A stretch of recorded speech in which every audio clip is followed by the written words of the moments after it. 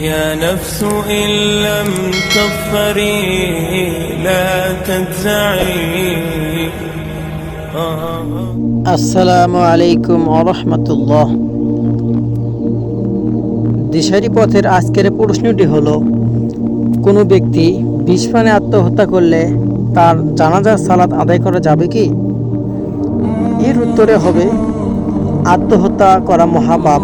রাসূলুল্লাহ সাল্লাল্লাহু আলাইহি ওয়াসাল্লাম বলেছেন, যে ব্যক্তি পাহাড়ের উপর থেকে পড়ে আত্মহত্যা করবে সে ওইরূপভাবে জাহান্নামের মাঝে সর্বদা নিক্ষিপ্ত হতে থাকবে।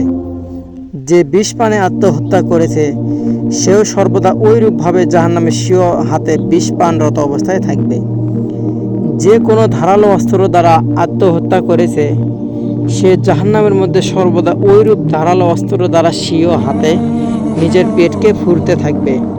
সহিহ বুখারী হাদিস নাম্বার 5778। সাধারণত মানুষের আত্মহত্যাকারী জানাজা পড়তে পারে, তবে আলেম, দিনদার ও পরহেজগার ব্যক্তিগণের তার জানাজা না পড়াই উচিত।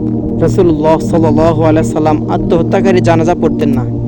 সহিহ মুসলিম হাদিস নাম্বার 978। এখানে উল্লেখ্য যেটা বলতে হয়, আত্মহত্যাকারী যদি ঈমানদার হয় তবে প্রথমে কঠোর শাস্তি ভোগের পর এক সময় সে জান্নাতে যাবে। কেননা রাসূলুল্লাহ সাল্লাল্লাহু আলাইহি সাল্লাম বলেছেন, যে ব্যক্তি জেনে বুঝে এই বিশ্বাস নিয়ে মৃত্যুবরণ করবে যে আল্লাহ ব্যতীত প্রকৃত কোনো মাবুদ নেই, সে ব্যক্তি অবশ্যই জান্নাতে প্রবেশ করবে।